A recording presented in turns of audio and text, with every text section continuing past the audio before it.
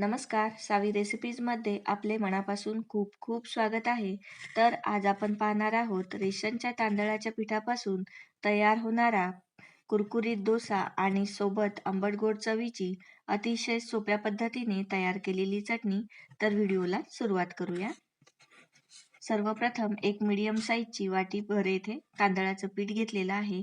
हे तांदळाचं पीठ घरी तयार केलेलं आहे. तुम्ही हवे तर मार्केटमध्ये सुद्धा तांदळाचे पीठ विकत मिळते, तेही तुम्ही वापरू शकता. तर यामध्ये टाकूया चवीनुसार म्हणजेच अर्धा चम्मच मीठ, एक हिरवी मिरची बारीक कट करून टाकलेली आहे. सोबतच एक मीडियम साईजचा कांदा, तोही बारीक कट करून टाकलेला आहे. आता यामध्ये टाकूया भरपूर बारीक चिरलेली कोथिंबीर. आता सर्व साहित्य थोडेसे मिक्स करून घेऊया आणि यामध्ये लागेल तसे पाणी वापरून आपल्याला या डोस्याचं बॅटर तयार करून घ्यायचं आहे. तर एक वाटी इथे तांदळाचं पीठ घेतलेलं आहे. त्याच वाटीने मी एक वाटी पाणी टाकून घेतलेलं आहे. आता या पाण्यामध्ये हे पीठ व्यवस्थित मिक्स करायचं आहे आणि हे पाणी आपल्याला गरजेपुरतं आहे का हे आपण बघूया. तर या पाण्यामध्ये हे पीठ मिक्स केलेलं आहे. तुम्ही बघू शकता पीठ अगदी घट्ट म्हणजेच थिक झालेलं आहे. तर यामध्ये आपण परत एक वाटी पाणी टाकून घेऊया. तर एक वाटी पिठाला अंदाजे किती पाणी लागते हे आपण पाहणार आहोत.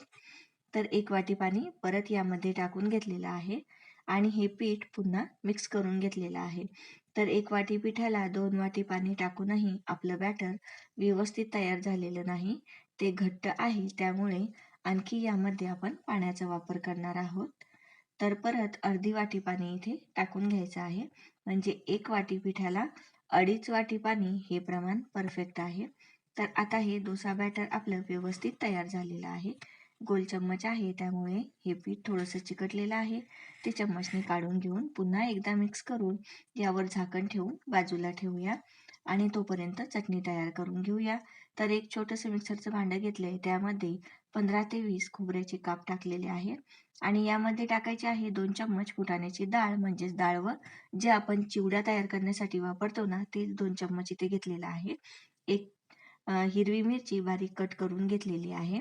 अर्धा चम्मच जिरे टाकलेले आहे. चवीनुसार मीठ आणि भरपूर सारी कोथिंबीर टाकलेली आहे. यातच 1 चम्मच साखर आणि 1 चम्मच दही टाकलेलं आहे. थोडंसं पाणी टाकून याची आपल्याला चटणी तयार करून घ्यायची आहे, म्हणजेच मिक्सरला फिरवून घ्यायचं आहे. दही जर नसेल तर यामध्ये अर्धा लिंबाचा रस सुद्धा तुम्ही इथे वापरू शकता. तर चटणी तुम्ही बघू शकता पटकन तयार होणारी आणि चवीला तर खूप छान लागते. तर एका वाटीमध्ये ही काढून घेऊया. ही चटणी डोसा, इडली, आप्पे बरोबर तुम्ही खाऊ शकता. तर आता तडका देण्यासाठी इथे 2 चम्मच तेल पळीमध्ये गरम केलेलं आहे. यामध्ये टाकूया अर्धा चम्मच मोहरी, 5 ते 6 पानं कढीपत्त्याची टाकायची आहे. ती कुरकुरीत झाली की त्यामध्ये टाकायचा आहे थोडासा हिंग आणि हे सर्व व्यवस्थित फ्राय झाले की हा तडका टाकायचा आहे आपल्या तयार केलेल्या चटणीवर. तडका आता या चटणीवर आपण टाकून घेऊया आणि चम्मचने व्यवस्थित मिक्स करूया. म्हणजे तो चटणीला व्यवस्थित सर्व बाजूने लागेल. तर तयार आहे आपली झटपट होणारी आंबट गोड चवीची अशी चटणी. तर वळूया बॅटरकडे. तर बॅटर पुन्हा एकदा मिक्स करून घेऊया. तुम्ही बघू शकता पाण्याचा थर वर आलेला होता आणि आपलं सगळं पीठ खाली चिकटलेलं होतं. त्यामुळे मिक्स करणं गरजेचं आहे. तर नॉनस्टिक तवा इथे मीडियम हीटवर गरम करून घेतलेला आहे. मोठ्या हीटवर गरम करायचा नाही, कारण तो खूप जास्त तापतो आणि डोसा व्यवस्थित तयार होत नाही. तर 1 चम्मच तेल टाकून टिश्यू पेपरने ते सर्व बाजूंनी मी तव्याला पसरवून घेतलेला आहे. याऐवजी तुम्ही चम्मचने किंवा ब्रशने सुद्धा लावू शकता. तर आता डोसा बॅटर टाकताना हे सर्व प्रथम बाहेरच्या बाजूने टाकून घ्यायचं आहे आणि नंतर आतल्या बाजूने व्हिडिओत दाखवल्याप्रमाणे असं या पद्धतीने हे बॅटर टाकून घ्यायचं आहे. आता बॅटर व्यवस्थित पॅनवर टाकून घेतलेलं आहे. आता या स्टेजला तुम्ही इथे 1 चम्मच तेल सर्व बाजूनी किंवा कडांनी टाकू शकता, म्हणजे डोसा निघायला सोपा जाईल. परंतु हा नॉनस्टिक तवा असल्यामुळे तेलाची काही आवश्यकता नाही. मी इथे वापरलेलं नाही, तुम्ही वापरू शकता.